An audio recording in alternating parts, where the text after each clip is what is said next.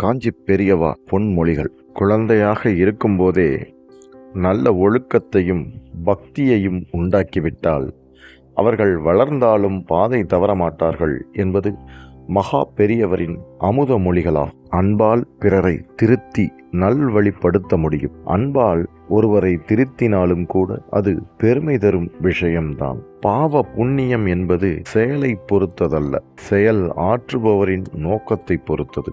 நற்செயலாக இருந்தாலும் நோக்கம் தவறானதாக இருந்தால் அது பாவக் கணக்கில்தான் சேரும். தியானம் செய்வது பிறருக்கு தெரிய வேண்டிய அவசியம் இல்லை.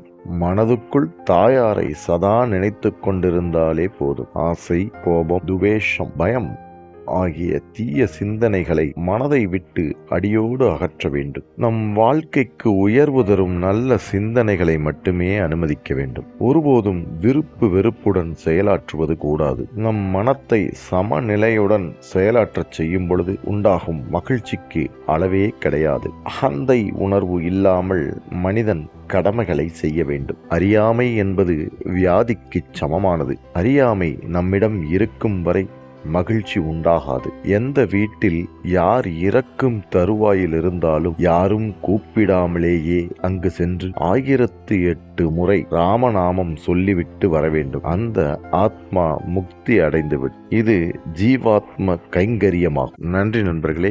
மீண்டும் வேறு ஒரு காஞ்சி பெரியவாவுடைய அற்புதங்களோடு சந்திப்போம். உங்களிடமிருந்து விடைபெறுவது உங்கள் கலக்கல் மச்சி சேனல். நண்பர்களே, லைக் பண்ணுங்க, ஷேர் பண்ணுங்க, கமெண்ட் பண்ணுங்க. பிடிச்சிருந்தா சப்ஸ்கிரைப் பண்ணுங்க.